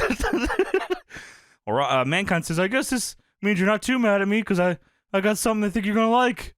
This is big, Rock. This is important. As a matter of fact, this is your life. And fucking music starts playing, and Mankind starts dancing on the ring, and then pyro goes off above the ring that The Rock sells, which is very fucking it funny. It scares everyone in the arena. They're like, whoa, shit. Then confetti and balloons start falling down. I mean, I am actually, I legit was laughing at just this part. Yeah, already. me I said, too. wow, this is fucking funny as shit. So fucking balloons and confetti are coming down. Jerry Lawler says, what the hell is this? And JR says, oh, it's your party, Kang. And Lawler says, who paid for this? And JR says, Mankind, of course. And Lawler says, what? For some reason, he couldn't believe that Mankind had enough money for this. What? So all the balloons fall, which of course means now for the entirety of the rest of this promo, people will be popping balloons. Dude, Mankind even acknowledges it. He says, well, while everybody's popping these balloons. He says, I want you to look real close as we look into the pages of yesteryear. Do you remember this voice? And some woman's voice comes on you hear it over the speakers and says, Dwayne, would you like to answer that important question? Which is, of course, what all teachers said. That's how teachers talk. And she said Dwayne, and JR says, Dwayne. So this music starts playing, and Mankind introduces this woman. This is your 6th grade home economics teacher, Miss Betty Griffith. A woman comes down, and she has a nameplate. He introduced her as the 6th grade home economics teacher, Miss Betty Griffith, and her nameplate says The Rock's 6th grade English teacher, Miss Sherbert. So for the rest of the promo, rest of the segment, nobody gets a nameplate. They legit stopped the nameplates. Because they were like, oh, fuck. Like, he just is making shit up. Yeah, he is. That's fucking. It was like it couldn't have been any more wrong. Like it wasn't. That shit even in the was so funny. Miss Betty Griffith It pops up. I swear it was like Jim Ross or somebody said Mrs. Sherbert. Oh, that's not what it says. It says it's his English teacher. Then she gets to the ring and Mankind says, Mrs. Griffith was maybe the first one to smell what The Rock is cooking. And JR says, well, she looks excited to be here. Yeah, I loved when she went in for the hug and The Rock put out the hand. Dude stops her immediately. Yeah, And The Rock says, sure, The Rock remembers you. 6th grade home ec class, right? You remember how all year long, all The Rock wanted to do in your class was make pancakes. And you never let The Rock make his pancakes, did you? You wanted The Rock to make chocolate chip cookies, blueberry muffins, but never pancakes. But right before summer vacation, you said, tomorrow I got a nice surprise. I'm going to finally let you make your pancakes. And then the next day, you came to The Rock and said, Rock? In 6th grade, all of the teachers called him Rock. Rock, unfortunately, I'm all out of Aunt Jemima. And Lawler says, uh-oh. And Rock says, that's okay. The Rock says this: you like to cook, like to bake bread, and you know your roles, right? Wheat, buttermilk. Dude, the way he says it is so funny. He goes, wheat, buttermilk. Thank you, Jim. Well, The Rock says this: you should know your role and shut your mouth. Take a little walk down Know Your Role Boulevard. Hang that right on Jarboni Drive. And then proceed to check your Aunt Jemima no pancake having ass directly into the SmackDown Hotel. And she gets super flustered. She's fucking not having it. She leaves. Mankind says sorry. Yeah, I thought it was funny how he got to that. I mean, he really went all the way down the line to get to that one. It doesn't even make any sense. Why is she going there? And you know your roles, right? Dude, know your roles is fucking tremendous. Yeah. So Mankind says, all right, Rock, let me make it up to you. I got another surprise. This one will put goosebumps on those arms. Let's hear that voice. All right, Johnson, hit the ground and let me see the 20. That's right. Coach Everett Hart is here. Let me hear that voice. Welcome to Camp Navarro. So you're the new replacement. You are out of uniform, soldier. Where is your power armor? Sergeant Dornan.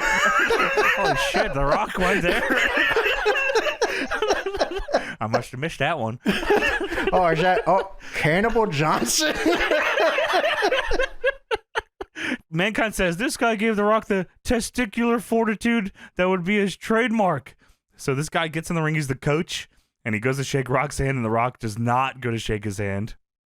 And Rock says, how you doing, coach? Coach, you remember the last game of the season? I love that The Rock has a very direct story about every one of them. Like, this is so well put together, and I don't. You think they knew this was going to do as well as it did? Like, they gave it 20. I don't know. Yeah, I mean, the rating for fun it is segment. unreal. Yeah, no, it's fucking fantastic. It's just like, I imagine it was one of those things that they thought was good, but like, I can't imagine they thought it was going to be like a life perfect storm of stuff. Thing. I think, right? 100%. Yeah, 100%. So Rock says, you remember the last game of the season when there was 2 minutes left in the game, and The Rock made that quarterback sack, and the QB went to high five The Rock, and The Rock said, "Oh no. The Rock doesn't do high fives, but he will do this." And The Rock gave the quarterback a boot and DDT'd him right in the middle of the field. And instead of congratulating The Rock, you made The Rock run sprints that night after the game in front of all the Rock's fans. Like, of course. What the fuck? I love how he told that whole story, and then he stops and he says, "That's a really nice whistle you have around your neck." I immediately knew. I said, oh, this other story didn't mean anything. Coach, is that the same whistle you used that night? You mind giving it a little blow one time for The Rock? He does. And Rock says, The Rock would like you to do something special with that whistle. Oh, I wonder what that could be. The Rock would like you to take that whistle you got, the very whistle you put to your lips, shine it up real nice.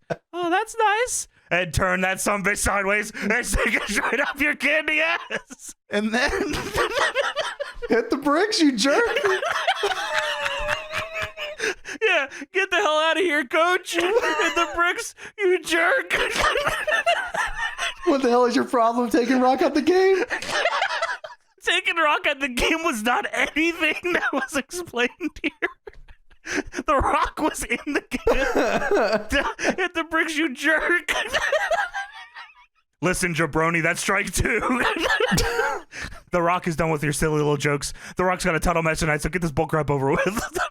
Which is true. I didn't like the fact that The Rock wrestles on this show is actually crazy to me. In my brain, this is like what they do, and it's, you know, that's it for right? Yeah. So Mankind says, all right, well, this is not bullcrap. I'm about to show the millions. And The Rock stops him and says, don't you ever do that again. Sherry Lawler says, gimmick infringement. So Mankind says, I want to show him a little different side of The Rock. Of course, a side I know very well, a sensitive side of The Rock. And I think the following voice will spark that sensitive side. And the voice, a woman's voice can be heard over the PA and says, Dwayne, can I please run my fingers through your hair one more time? The Rock does not look thrilled. Mankind says, I pulled some strings, and here she is, The Rock's high school sweetheart, Miss Joanne Ambriani. So this nice girl comes out. Mankind says, I'm going to turn my back so you two can have a special moment. JR says, that's Rock's old high school girlfriend.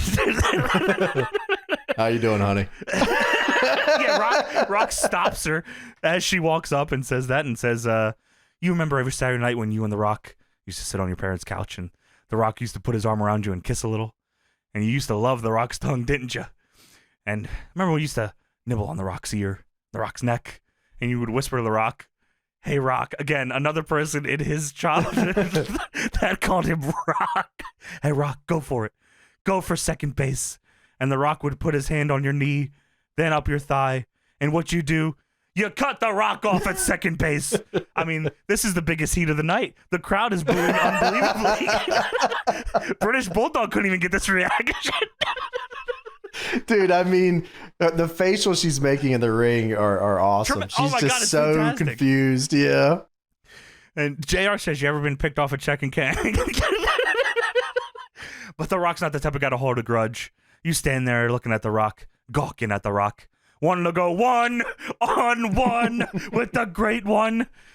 And this is, I didn't know, obviously, legendary segment by all accounts, but I didn't know that right here, right now, was going to change the course of The Rock's career forever. And Tajiri's.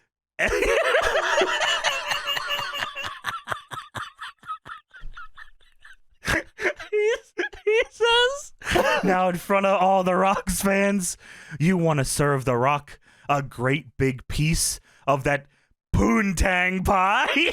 And I swear, Jerry Lawler is like about to fall out of his chair with how hard he's laughing. Like, he didn't see that coming, and he's laughing into the mic, like it's fucking the mic up how funny he thinks this is. He says, oh, what kind of pie did you?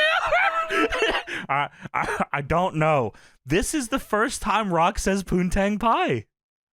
Which snowballs into Tajiri holding a bunch of pies, which is unbelievable.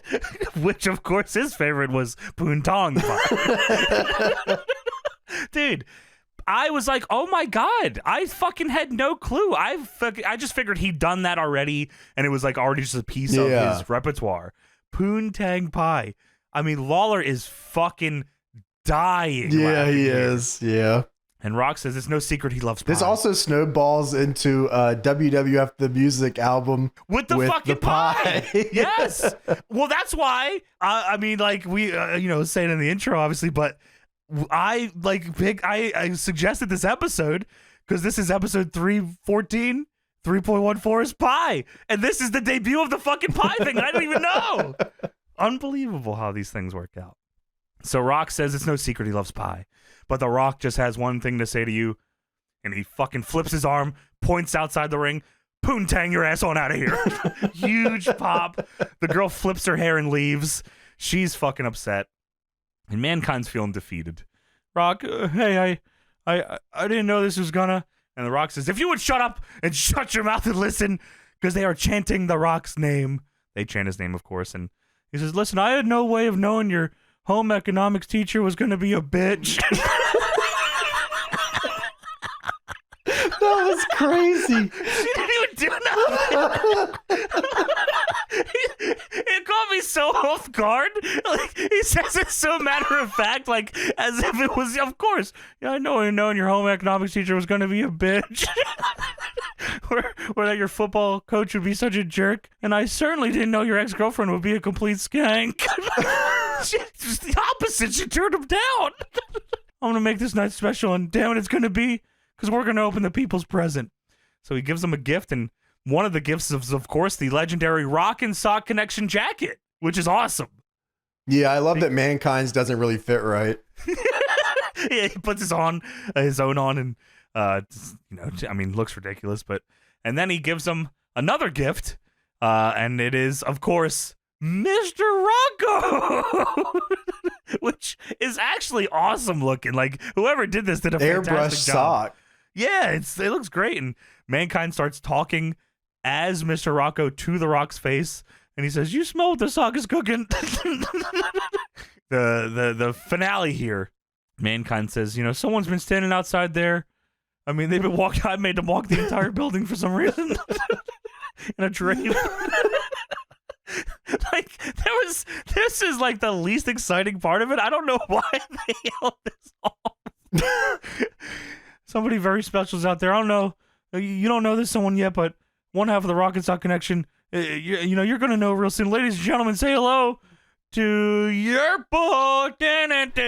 Yes! Yes! Beefy confetti cannon, Yurple the Clown, Greensboro on your fucking feet. How exciting is this? Yurple the Clown. Come on, man. This is actual Yurple's return. Yeah, there's an 8x10 of Mankind with Yurple the Clown. Yurple hopefully was hitting the circuit, the conventions with this. Oh, that's fucking fantastic. Wait, were you searching Miss Yurple the Clown? Dude, there's a Yurple the Clown card. I didn't even know that. Look at this. Like a trading card, like a WWF? Yurple the Clown WWF, or Yurple the Clown WWF auto card, yeah. Oh, did Yurple make these? That is awesome if that's the case. That might be what it is. Yurple made these cards and then signed them, and you can buy them for $20 on eBay. Yeah, I know what you're getting next. Dude, that's awesome. Wow. So Yurple puts a sticker on the Rock, and JR says, "Is that a condom?" No, it's a sticker. And JR then says, "I'm begging for a rock bottom." Damn! Like, what the fuck? He's not down with the clown. The Rock says this before you come in here and start putting little stickers on the Rock. The Rock wants to know, what is your name? It doesn't matter what your name is. Mankind gets pissed. Hey, hold on. Hold it right there. It does matter. I'll tell you why. I tried real hard to get... I went through a lot of expense and time to make this real special for you, and one by one you're going to insult my guests. And sometimes I think you're a very ungrateful little man, Rock. And more importantly, I'll tell you why it matters, because this young lady is going to lead the fans in a birthday sing-along for The Rock. And that's what she does. She starts singing Happy Birthday. The crowd joins in. A man with the craziest hair I've ever seen in my life starts bringing a cake down the ringside. And he brings it down, and it's a Brahma Bull cake. It has The Rock on it. It's got candles. So Rock says, naturally, The Rock is appreciative of all his fans. But to you, The Rock's birthday is May 2nd, you stupid son of a bitch. This shows at the end of September. I know, Rock. It's just every day I get to spend a little time with you feels like somebody's birthday. And then he fucking Iggy's to the crowd both sides to try to get like a pop. There's a huge smile on his face. It almost felt like he was breaking the fourth wall. He kind of looks at the camera. Somebody like this. I don't know if I knew this is how this segment ends, but Triple H just runs it with a sledgehammer, everyone powders, and then Triple H gets stuck in the balloons accidentally. I wonder if it was supposed to end like that, or if they just sent Triple H and said, just end this, please. Yeah, we gotta send him out and get something done here. We don't know how to get out of this. Yeah, Triple H gets in. It's been 40 minutes. Triple H gets in with a sledgehammer, tries to kick the balloons because he's a bastard, but he gets stuck in them. So he's trying to stand there looking intimidating with the sledgehammer in the hand to set up for the main event, but he's just trapped in a bunch of birthday balloons. And The Rock exits the ramp with Yurple the Clown. He tells her, get the fuck out of here. I swore he was going to sledgehammer the cake. Oh, that would have been awesome. I can't believe that wasn't what they did. Well, they probably brought it to the back and all the boys just ate some. That was Albert Andrade's payoff for the night. You can have some of The Rock's pie. Oh, it's cake, Rock. Shut up, bitch. Albert and Big Show just look at each other. The fuck is going on? Do we still get to eat it? Because I'm hungry. That's going to be a problem for you here soon. That's...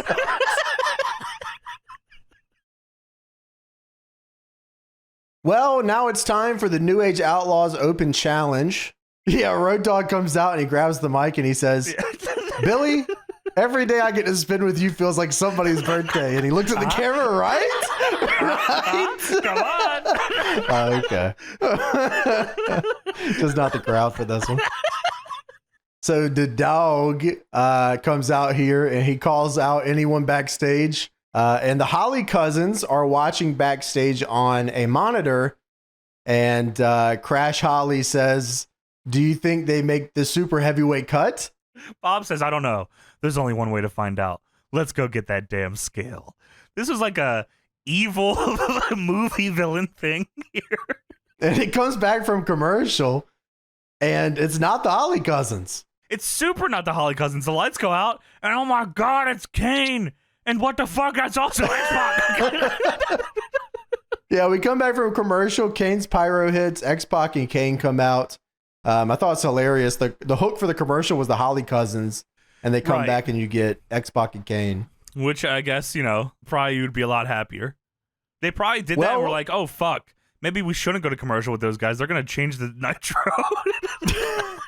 Well, Road Dogg and X-Pac shake hands because they're all cool for now. And they get started. And the Holly cousins come down here. They're probably pissed. With the scale. And it's so funny because this show, like all the matches kind of follow the same formula.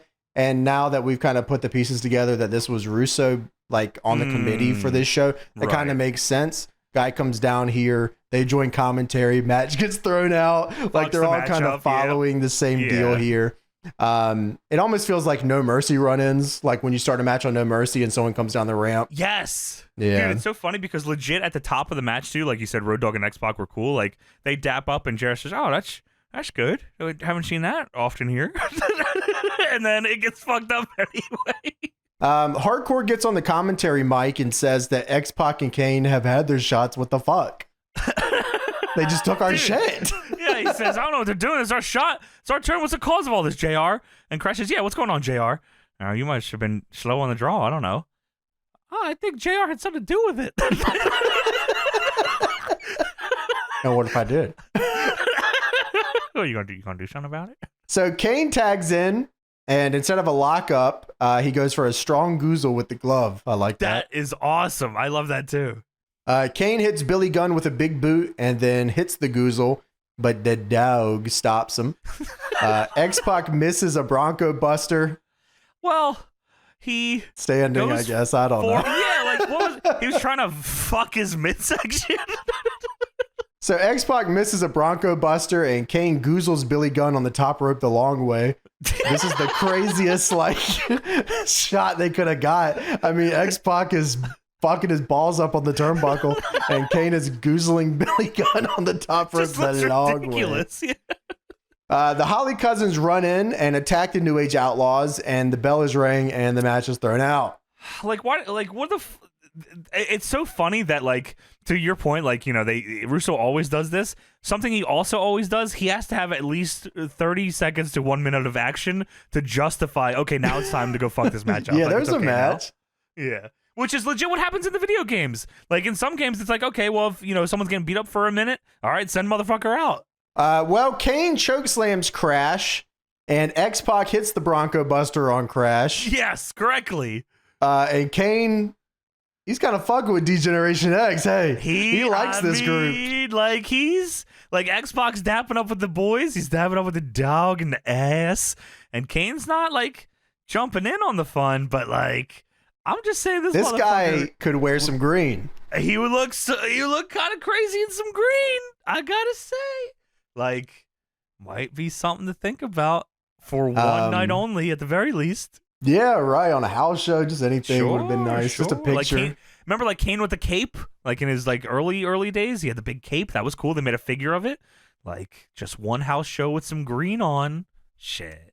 X-Pac, the New Age Outlaws, and Kane then do the curtain call.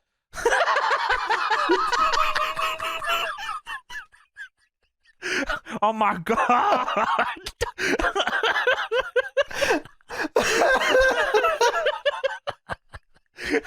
Because the Outlaws are going to WCW. So we go backstage. Terry Taylor is here with May and Moolah. Moolah says that she's here to teach Ivory a lesson, and that's to respect your elders. She's a tramp. Mae Young activates because she's on Raw on camera, and she says she's a tramp. Calm down, May. Dude, we go into the segment and Terry Taylor says, "Oh, you look fabulous this evening, you two." And I don't know why Jerry Lawler legit just says, "Ah!" So the rescue of the week is brought to you by the U.S. Coast Guard. The real refs return to Unforgiven and attack the scab ref, and then Steve Austin comes and kicks all the refs' asses. Why did he do that? Steve Austin is a big Jimmy Corderas guy. He's a scab as well. So now it's time for Ivory versus Mae Young and Fabulous Moolah. Which is where we find out, it's a non-title evening gown match. Yep. This is fucking insane to look at, by the way. I mean, everything is fucked up about this. So Ivory is the women's champ, and she takes her shoe off and hot starts on Moolah by hitting her in the back of the head with it. Even crazier is when Ivory starts snapmaring Mae Young, and Mae Young's old, decrepit body cannot move like this anymore, so she keeps landing on her fucking head. Dude, Mae Young spear tackles Ivory and they start catfighting. So Ivory starts ripping off Mae Young's dress, but Mae Young hits a body slam for a 1. Mae Young. In the evening gown match, where you can only win by stripping your opponent, the referee counts 1.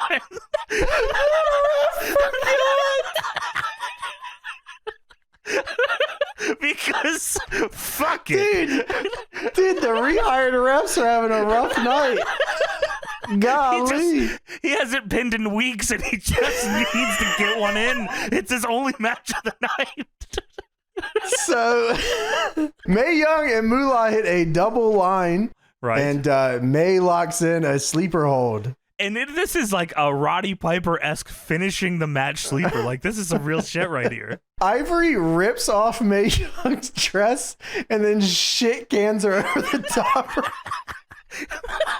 She drop kicks Mae, and Mae Young is prepared to go over the top, but she didn't get enough momentum, so Ivory has to get her again and launches her over the top rope.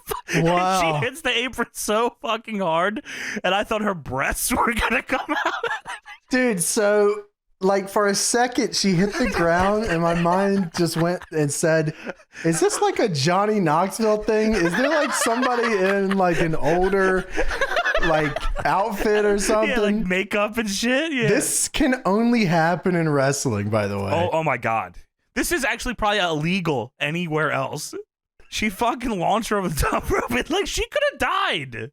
So Moolah and Ivory are now running spots. And Moolah then backmounts Ivory and slams her head into the net. That's legit what I read. I said Moolah backmounts Ivory and kicks. She's fucking beating the shit out of her. And then, of course, she starts to strip her gown off of her, and she does. And Moolah beats the women's champion by stripping her of her clothes. And then Ivory runs up the ramp and Mae Young chases her. Dude, even better. Moolah is celebrating with Ivory's garments, and Ivory is not having it, so she runs up and drop kicks her in the head. Drop kicks her in the head, which leads to Mae Young getting back in the ring and grabbing her by her hair to not let her go. So Ivory has to fucking forcibly powder to run up the ramp in her fucking underwear, and Mae Young gets back out of the ring to chase her. She chases her off camera. That shit was so funny. Unfucking believable, dude. Like, this is fucking so ridiculous. Well, China is walking. Remember, she's on the show, guys. Why the fuck is this match so late in the show? That's Russo's boy. Sure. GTV. GTV. This is kind of an, I don't want to say important one, but important for Val Venus because this is the last time he gets a push. Well, Val Venus throws away a water bottle but sees something in the trash can. And it's Mr. Rocko. Yeah, Mr. Rocko, and he rolls it up and stuffs it down the front of his pants because he's a sick bastard. And that leads to a little feud for a little bit with Val and The Rock and Mankind and our boy, the British Bulldog. How about that? Sadly leads to something just very bad for the British Bulldog and somehow not Val Venus. Well, now it's time for Jeff Jarrett and Tom Pritchard with Miss Kitty versus Chyna and Deborah. Battle of the Sexes. Jarrett cuts a promo and says, "Are you going to step into my world?" My world! I was like, oh shit, okay. Well, Jarrett says women are only good for 3 things: cooking, cleaning, and then my time hits to interrupt. Chyna and the lights at the ramp look so hard, dude. That shit is awesome. Cool as fuck. We've talked about it before, but I do want to bring this up again, how odd this kind of is, that Chyna still with Triple H, full on here, uses the same music, same Tron. They came out together at the start of the show. She's a heel, but by herself, she's a face. Right. I don't know how many other people that's ever happened with, where like they're such different. They're the same person, but 2 different characters on the show. Right. Like, yeah. She's fucking shitty. You know. I mean, Triple H earlier she was girlfriend. stomping out the British Bulldog. Which could be looked at good or bad. Yeah, that's true. Depending on who you ask. But yeah, she's like, you know, Triple H's girlfriend, shitty fucking heel, and now she's, you know, face against Jeff Jarrett. Just it's super. It's pretty interesting, and it worked because the crowd liked her. Yeah. Chyna says she accepts under one condition: if she wins here tonight, she gets a rematch for the IC title at No Mercy. But Jeff says there ain't a chance in hell you're gonna beat me. And that just, I guess, assumes that this match is on. Jarrett says Vince better give me my damn money. I got something waiting for his ass. So Deborah comes down here and gets on the apron and unbuttons her jacket. The bell rings here, by the way, and, at this point. Tom Pritchard is mesmerized, as JR puts it. He would rather see the puppies than wrestle. So fair. Chyna low blows Pritchard. And then Jarrett chop blocks Chyna and works her leg. Yeah, JR says he couldn't get the figure 4 on at the pay-per-view, so Jarrett locks the figure 4 on Chyna here. Yes. But then Deborah runs in and grabs Jarrett's ears. Grabs his ears and then his hair, just doing kind of whatever she needs to do to get him out of this. But then Miss Kitty, yeah, kitty. Dude, damn it. She gets in the ring and they start arguing and pushing each other. And then we have a cat fight. Chyna then low blows Jeff Jarrett, but Tom Pritchard has the guitar. Pritchard then hits Chyna with the guitar from behind, right on the top of her head. Back of her head, he smashes her with the guitar. She's out, but she lands on Jeff Jarrett, who was also laid out from her low blow, and she gets the win. The ref counts the 3 and Chyna wins. So now she gets her shot. And I mean, Tom Pritchard destroyed her with that guitar shot. For a second, I thought like he got nervous and like thought he was waiting too long for her to turn around, because I thought maybe she was supposed to get hit in the front and then fall backwards. So he just fucking went for it because it looked pretty gnarly. But regardless, Chyna gets her title shot and Jeff Jarrett gets a WCW World Title run. He gets a guitar shot for Buff Bagwell. He gets an entire guitar room in a triple cage. He gets a guitar truck at some point as well. So yeah, that was the only pinfall, I believe, that we've seen this evening. Is that fucking right? I think so. So D-Lo, no, that was DQ.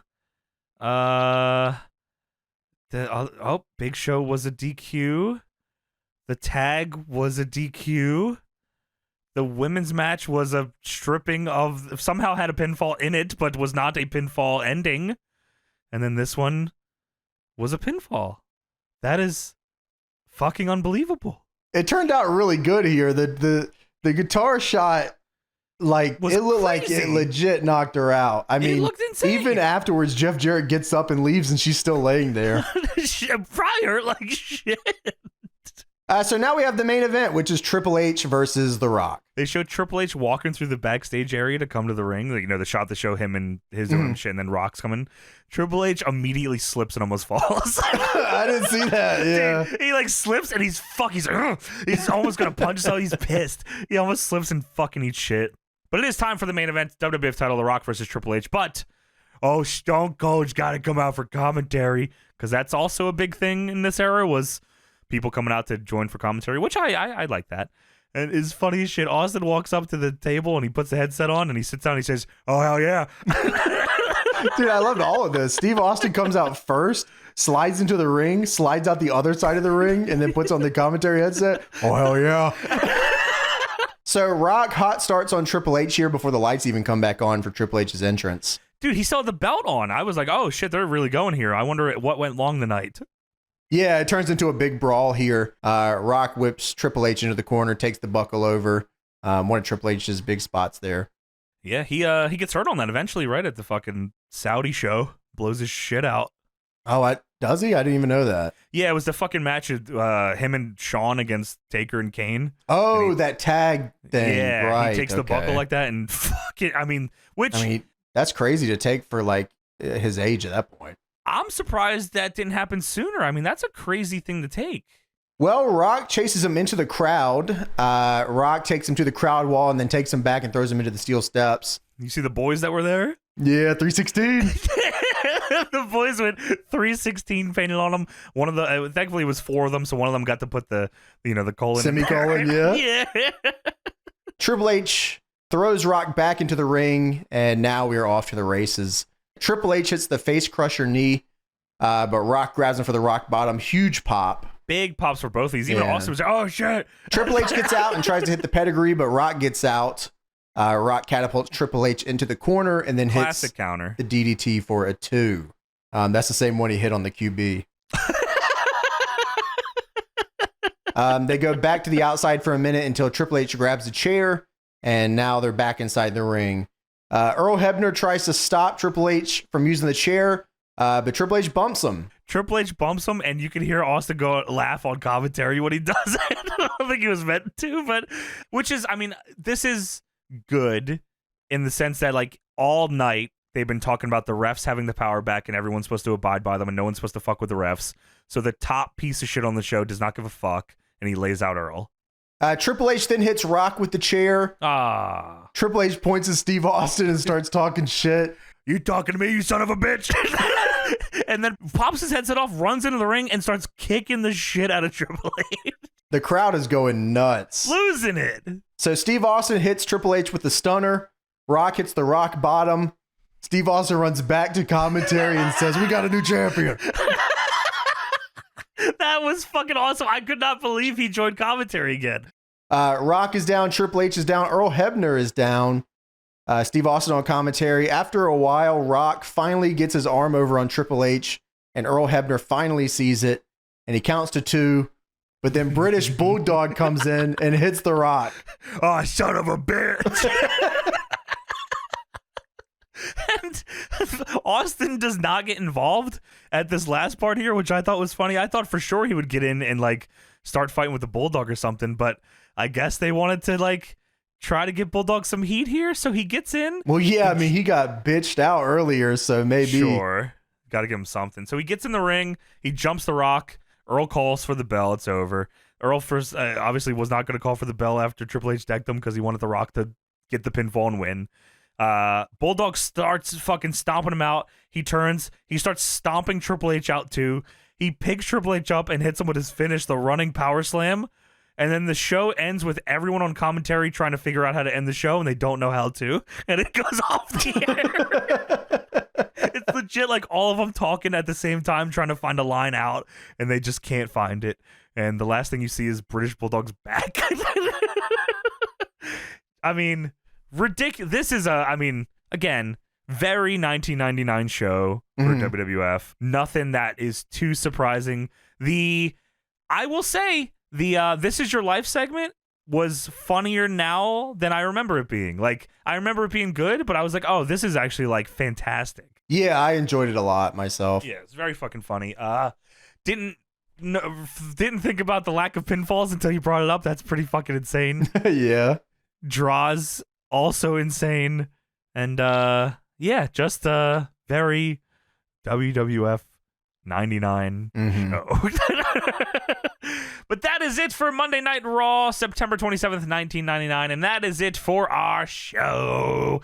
Thank you, everyone, for joining us. Make sure to join us on Patreon. That's patreon.com/deadlockpw. We got a brand new homepage on that sucker, I believe, James, right? And a fresh new coat of paint on the That's Patreon. Right. Looking good. Maybe easier for you to navigate now. Find some current content, find some older content, all the collections and all that stuff from all of our series exclusively on our Patreon. That's patreon.com/deadlockpw. Go join us now. If you like pro wrestling, you like Deadlock, then you'll love Deadlock Pro Wrestling. September 14th, the Carolina Classic. Once again, the 4th annual Carolina Classic. Durham Armory in Durham, North Carolina. Join us for a fantastic night. October 19th, the biggest event of the year, Charlotte, North Carolina, Grady Cold Center. That is the goddamn DPW Super Battle. Come out for that. We're very excited for that show and much more. Check out DPWOndemand.com. We're on iOS, we're on Android, we're on Roku, we're on the computer, we're on your phone, we're on every sumbitch. It's never been easier to find Deadlock Pro Wrestling. That's DPWOndemand.com, DPWTIX.com. Buy some tickets, come to the show, and we'll see you next week for another edition of the Deadlock Podcast.